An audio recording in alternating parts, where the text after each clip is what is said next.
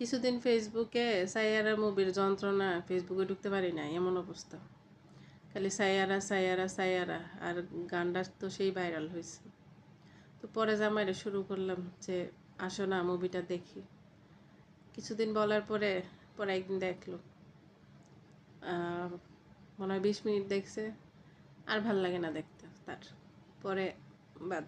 তারপর আবার আরেকদিন আবার বললাম যে আসো না দেখি, শেষ করি মুভিটা, কি মুভির মধ্যে কি এমন আছে।